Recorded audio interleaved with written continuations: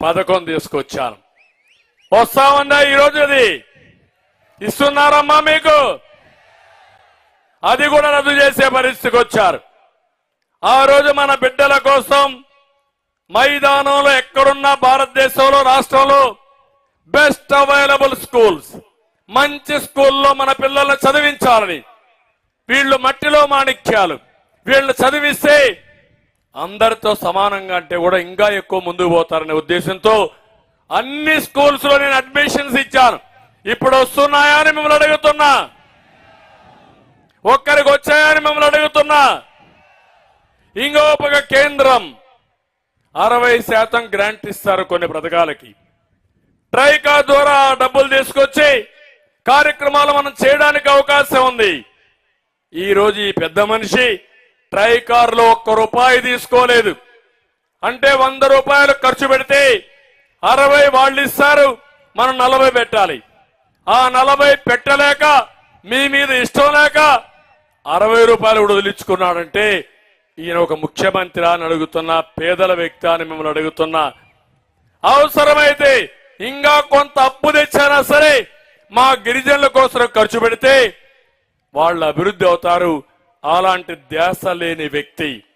మీ అందరూ గుర్తుపెట్టుకోవాలి, గిరిజన ప్రాంతంలో ఆ రోజు నేను మస్కిటోస్ ఎక్కువ దోమలు ఉంటాయనే ఉద్దేశంతో మస్కిటో నట్లు కూడా ఇచ్చా. మీకు జ్ఞాపకం చేసుకోవాలి, సమైక్య ఆంధ్రప్రదేశ్ లోనే మీకు పౌష్టికాహార లోపం ఎక్కువ ఉందనే ఉద్దేశంతో ఆ రోజుట్లోనే ఫుడ్ బాస్కెట్, ఒక ఎవరైతే బలహీనంగా ఉంటారో వాళ్ళకందరికీ ఒక ఫుడ్ బాస్కెట్ ఒకటి ఇచ్చి మిమ్మల్ని ఆదుకున్న ప్రభుత్వం తెలుగుదేశం ప్రభుత్వం. దాన్ని చేశారు. ఈ రోజు ఒకటి అడుగుతున్నా, ఏ ప్రభుత్వం అయినా సరే పేదవాళ్ళ ఆదాయం పెంచి ఖర్చులు తగ్గించాలి. ఈ ప్రభుత్వం పేదవాళ్ళ రక్తం తాగుతున్నారు తప్ప పేదవాళ్ళకి ఎక్కడా లాభం చేయడం లేదు. నేను ఆ రోజు ఆలోచించాను, ఈ పేదవాళ్లు వాడే కరెంట్లో 200 యూనిట్ల విద్యుత్ శక్తి ఉచితంగా ఇవ్వాలని ఆ రోజు మీ అందరికి ఇచ్చామా లేదా అని అడుగుతున్నా. అదే మరి ఈ రోజు చూస్తే జగ్జీవన్ జ్యోతి పథకం కింద ఇచ్చిన ఉద్యోతిని పట్టణ ప్రాంతాల్లో తీసేశారు. గ్రామీణ ప్రాంతాల్లో కొన్ని నియమాలు పెట్టి, కండిషన్లు పెట్టి కోతలు పెట్టే పరిస్థితికి వచ్చారు. ఇంకో పక్క మీరు చూడండి, మొబైల్ అంబులెన్సెస్, ఇది కాకుండా దానికి ఫీడర్ అంబులెన్స్ పెట్టాం. ఆ రోజు ఎక్కడికి పోయినా రోడ్డు ఉన్నంత వరకు అంబులెన్స్ ఉంటుంది, రోడ్లు లేకపోతే స్కూటర్లే ఫీడర్ అంబులెన్స్లు పెట్టుకుని మీ యొక్క ఇంటి నుంచి నేరుగా హాస్పిటల్ తీసుకుపోయేట్టుగా ఆ రోజు ఏర్పాటు చేశాం. ఈ రోజు అవి కూడా తీసేసే పరిస్థితికి వచ్చారు. ఎక్కడా ఇవి లేవు. ఇంకో పక్క గిరిజనులకి 50 సంవత్సరాలకే పింఛన్లు ఇచ్చిన ఘనత తెలుగుదేశం పార్టీది, తెలుగుదేశం ప్రభుత్వంది. ఆ రోజు ఏం చెప్పాడు? 45 ఏళ్ళకి ఇస్తాన్నాడు.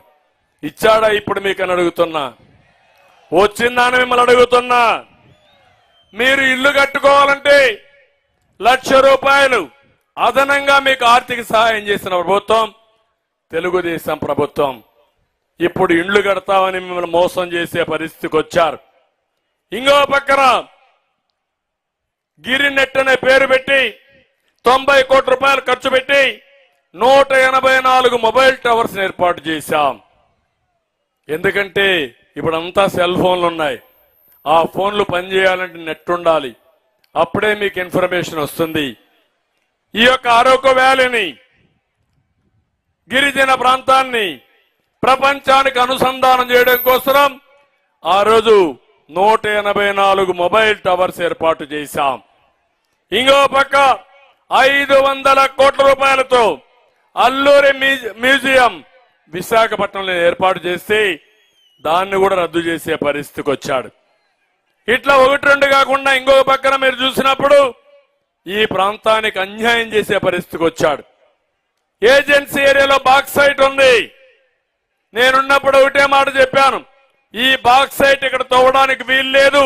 అంత మునుపు కూడా దాన్ని తవ్వేదానికి పర్మిషన్ ఇచ్చిన వ్యక్తి ఈ జగన్మోహన్ రెడ్డి. ఇప్పుడు నేను దాన్ని కంట్రోల్ చేసి నియంత్రణ చేస్తే ఇప్పుడు లాటరైట్ పేరుతో బాక్సైట్ తవ్వే పరిస్థితికి వచ్చాడు. మన ఎమ్మెల్యేలు పోరాడారు, కాన్స్టిట్యున్సీ ఇన్ఛార్జ్ పోరాడారు, వాళ్ళ మీద కేసులు పెట్టాడు కానీ లాటరైట్ దోపిడీ ఆపలేదు. ఆ లాటరైట్ ఎక్కడికి వెళ్ళింది? ఏజెన్సీ ప్రాంతం నుంచి భారతీయ సిమెంట్కి వెళ్ళింది. భారతీయ సిమెంట్ ఫ్యాక్టరీ ఎవరిది అంటే గిరిజనుల యొక్క ఆస్తిని, సహజ సంపదని దోచుకునే వ్యక్తి ఈ జగన్మోహన్ రెడ్డి అని చెప్పి నేను మీకు తెలియజేస్తున్నా. ఒక్క రోడ్డు వేసాడా గిరిజన ప్రాంతంలో? ఏ ఊరికైనా రోడ్డు వేసాడా గిరిజన ప్రాంతంలో? ఆ రోజు మనం వేసిన సిమెంట్ రోడ్లే కదా, కొత్తగా ఎక్కడా ఒక రోడ్డు వేసిన పాపాన పోలేదు. ఇంకో పక్కన మీరు చూస్తే మళ్లీ డోలీలపై గర్భిణీ స్త్రీలను మోసే పరిస్థితికి వచ్చారు. ఎవరన్నా అనారోగ్యం పాలైతే ఏవైతే అంబులెన్స్లు పోయి, లేకపోతే నేను ఇంత మునుపు చెప్పినట్టు మనం పెట్టినటువంటి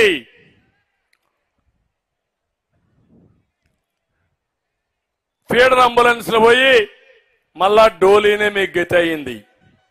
మొన్నే శ్రీంగవరపుకోటలో చిట్టంపాడుకు చెందిన గంగుల భార్య బిడ్డ వైద్యం కోసం వస్తే వైద్యం అందకపోతే ఇద్దరు చనిపోయారు.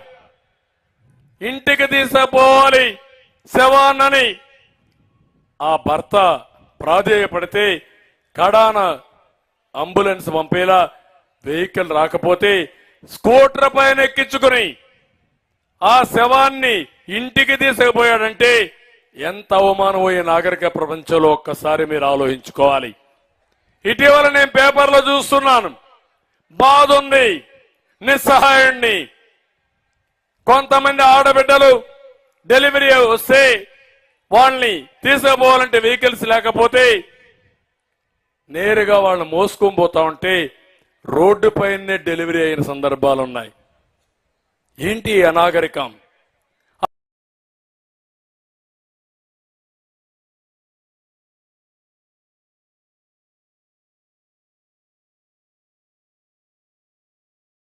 ప్రపంచంలో ఒక్కసారి మీరు ఆలోచించుకోవాలి.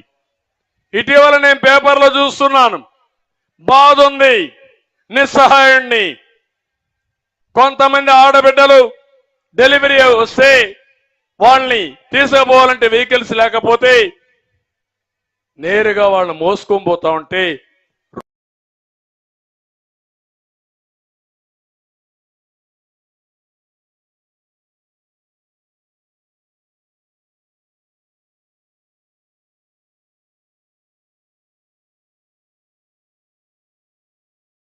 ముఖ్యమంత్రి చేసింది చూస్తా ఉంటే చాలా దుర్మార్గంగా ప్రయత్నించే పరిస్థితికి వచ్చాడు, బాధాకరంగా ప్రవర్తించే పరిస్థితికి వచ్చాడు.